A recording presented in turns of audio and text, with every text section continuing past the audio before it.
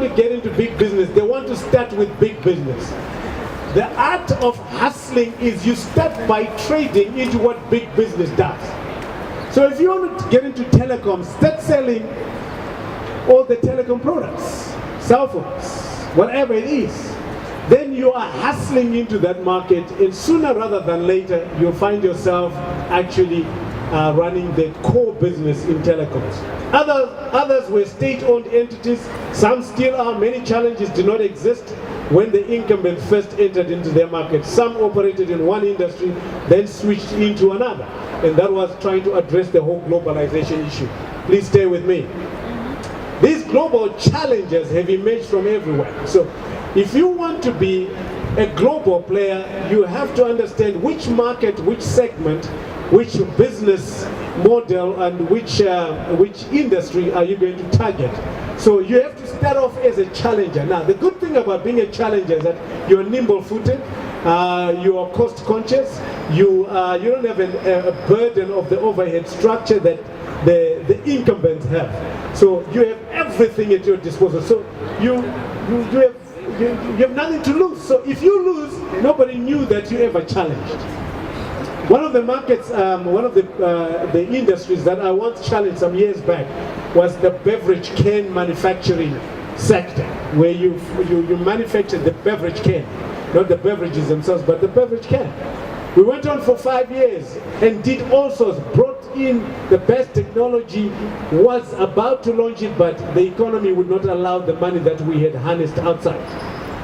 But it remained dormant there, but nobody knows that I was about to challenge that. It's okay. I think, how much did I lose? I lost a bit of money in going around the world, getting people, consultancies and advisors and so on. But that's it. There was a learning curve. It was part of my school fees, and I became a better entrepreneur. That was my school fees for that. So I've got a degree in beverage can manufacturing. So if anybody out there became interested, I could teach them one or two things. So, as one would expect, many are based in the large cities, so it is also talking about the location, the locality, in rapidly developing economies, but plenty more have grown up in secondary and tertiary cities. So you've got to find where you want to hustle. A lot of people just think that you must hustle in Harare. You know, it can be a huge hustle that you never actually find a result or success in there. So you might actually choose the dormitory of Harare, which is Chitungiza, and say, look, I'm going to start hustling in that locality and master the way how things are done before I enter into the major city. Not only in countries that are the BRICS countries, but also in emerging economies, call it Botswana, Zambia, and even Zimbabwe. So you can actually start where you are. And globalization players are competing for everything, which means capital. So you've got to understand that when you are going to the bank and says, I need $5,000 to start my bank, you are competing with everyone else on the globe who also wants 5,000 bucks. So why should I give you, I'm a banker, why should I give you the 5,000 bucks? Because I could give it to somebody else who's well deserved. So you're competing with everyone. You don't deserve it. You are not entitled to it. That's why I have a serious problem with our platform of empowerment, which gives an entitlement approach and does not bring about entrepreneurs. Entrepreneurs do not go around thinking that they're entitled. They say, look, I'm going to hustle, I'm going to get it, and when I get it, it's mine and I'm going to get more. But if you go in with saying, look, you have to understand my background, where I'm coming from, why I didn't have this in the past. You're no entrepreneur. Get out of the way. Get out of the kitchen. It's too hot for you. Go out there and be a worker. Go out there and work for somebody else. But if you're going there, you're going to say, look, I'm going to give you the best proposal that the whole world can bring for this particular project. And I'm going to give you some examples. Talent is the same. A lot of people actually just confuse talent with education and knowledge and all that. Education here in Zimbabwe and in Africa is overrated. I'm excited about the program you're going on. It's not necessarily an education thing, but it's a knowledge impartation and it's a skills development exercise, I hope. But If you're going to go out there and say, look, I've got a degree, I've got a master's, I've got a doctorate, I've got a major doctorate and so on, that's not going to help you. It's overrated. The best entrepreneurs in the world don't even have doctorates. So go figure that. So in Zimbabwe, we measure our entrepreneurial skill because we have 3 certificates. I've got a diploma, I've got a bachelor's, I've got an honors, I've got a master's, now I'm working on my doctorate. It's overrated. I'm not saying education is not important, but it's overrated. Don't put it there as part of your entrepreneurial skill. It's knowledge accumulation. Brand awareness. And you know who's the biggest brand for what you do? It's not the brand itself, it's you. People believe in you before they believe in what you are doing and what you are selling. They buy you first before they buy what you are selling. So if you're not sellable, forget that you've got some kind of exciting project that you have. They just say, look, if it's coming from you, I'm not buying it. So I was just thinking, I was coming with my friend here and I said, look, hey, I'm supposed to change because I'm coming from another meeting. I said, this is not sellable, man. Yeah. And he says, this is it. You see the young people that are there. You are actually more sellable. So I hope I'm looking cool as far as you guys are concerned. And also your partners. Be careful of your partners. You're going to hustle with partners. You start off well. Let me tell you, formulating consortia is the easiest part. Sustaining them is the most impossible thing. Because once you start making a little bit of money, you lose your friendship, you lose your unity, you lose your focus, you lose your strategy, you lose everything. And that has been the undoing of Zimbabwean entrepreneurs across the board.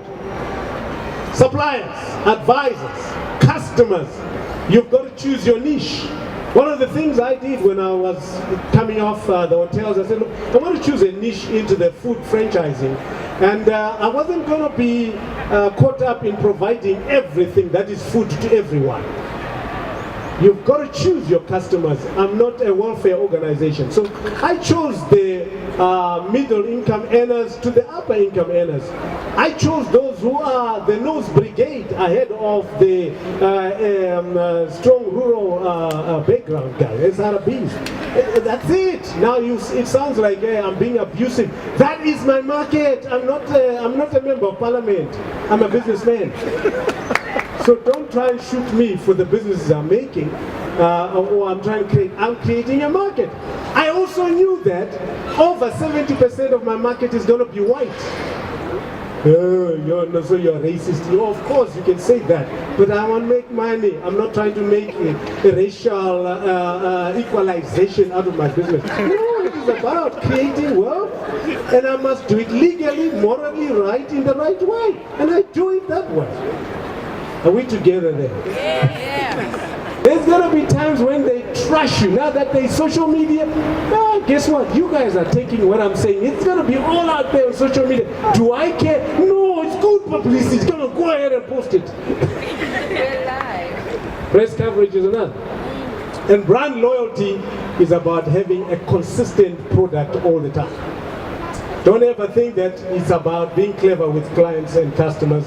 It's consistent. Almost everything is up for grabs. Almost nothing can be locked up. So don't ever think that you've got a monopoly. You might have a monopoly for a season, for a month, for a year, for 2 years, because you still have some of the resources. But after a while, people copy, people can reproduce, people can come up with innovation and kick you out of business when you are the top notch. So just be careful that you don't become comfortable. Keep hustling. So in 2013, I started a journey of rebuilding food franchises in the market that was shunned. We mastered the art of managing global brands locally in a very difficult environment. I hustled. It was difficult to turn around the backyard of Sam Levy Village into the front, to becoming the front itself. It used to be the back, now it's the front. Sorting out what was 5th Avenue right now, which was a gutter place. Now it's a place that people want to go, get good entertainment. In Avondale did the same thing. Yeah, of course, it comes with this good and bad publicity. Who cares? It's all good publicity because it works for me. We mastered that art of surviving through that bad environment. This year, we'll open 2 restaurants in South Africa. Why? It is out of the invitation of the franchisors to say, look, if you could kick